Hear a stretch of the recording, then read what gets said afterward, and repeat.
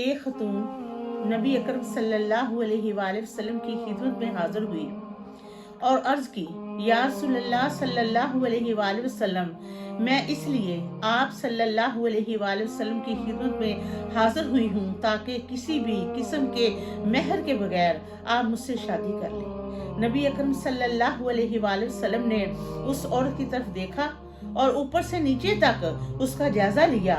پھر نبی اکرم صلی اللہ علیہ وآلہ وسلم نے اپنا سر جھکا لیا۔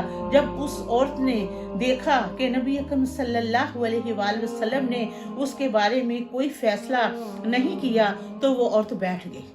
نبی اکرم صلی اللہ علیہ وآلہ وسلم کے اصحاب میں سے ایک صاحب کھڑے ہوئے اور عرض کی، یا رسول اللہ صلی اللہ علیہ وآلہ وسلم، اگر آپ اس کے ساتھ شادی نہیں کرنا چاہتے تو میری اس کے ساتھ شادی کروا دیں۔ نبی اکرم صلی اللہ علیہ وآلہ وسلم نے پوچھا، کیا مہر ادا کرنے کے لیے تمہارے پاس کچھ ہے؟ اس نے عرض کی، یا رسول اللہ صلی اللہ علیہ وآلہ وسلم، اللہ تعالیٰ کی قسم نہیں ہے۔ نبی اکرم صلی اللہ علیہ وآلہ وسلم نے فرمایا، تم اپنے گھر جاؤ اور تلاش کرو کہ کیا تمہیں کوئی چیز مل سکتی ہے۔ وہ صاحب اپنے گھر گئے اور واپس آ کر عرض کی، نہیں، اللہ تعالیٰ کی قسم مجھے کوئی چیز نہیں ملی۔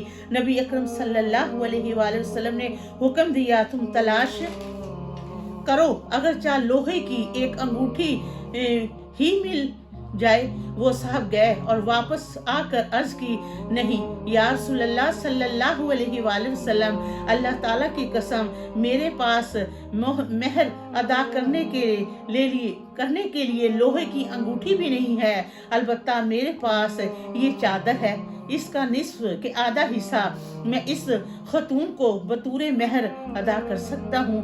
راوی سہیل کہتے ہیں، اس شخص کے پاس کوئی اور چادر نہیں تھی۔ نبی اکرم صلی اللہ علیہ وآلہ وسلم نے پوچھا، کیا اس وقت تم کیا کرو گے اگر اس عورت کے پاس اس کے علاوہ کوئی اور چادر نہ ہو؟ اگر وہ عورت یہ چادر پہن لے گی تو تم اس چادر کو استعمال نہیں کر سکو گے۔ راوی کہتے ہیں، وہ صاحب بیٹھ گئے۔ خاصی دیر تک بیٹھے رہنے کے بعد وہ کھڑے ہو گئے اور نبی اکرم صلی اللہ علیہ وآلہ وسلم نے انہیں واپس جاتے ہوئے دیکھا تو انہیں واپس بلوایا۔ وہ واپس آئے تو آپ صلی اللہ علیہ وآلہ وسلم نے پوچھا، کیا تمہیں قرآن پاک کتنا یاد ہے؟ وہ بولا، فلاں فلاں صورتیں یاد ہے، اور پھر انہیں وہ صورتیں گنوا دی۔ نبی اکرم صلی اللہ علیہ وآلہ وسلم نے پوچھا، کیا تمہیں وہ صورتیں زبانی یاد ہے؟ انہوں نے عرض کی، جی ہاں۔ آپ صلی اللہ علیہ وآلہ وسلم نے فرمایا، جاؤ، جو قرآن پاک تمہیں یاد ہے اس کی وجہ سے میں تمہارا نکاح اس عورت کے ساتھ کروا دیا۔ اب تم اس قرآن پاک کے ساتھ اس عورت کو تعلیم دو۔ بے شک۔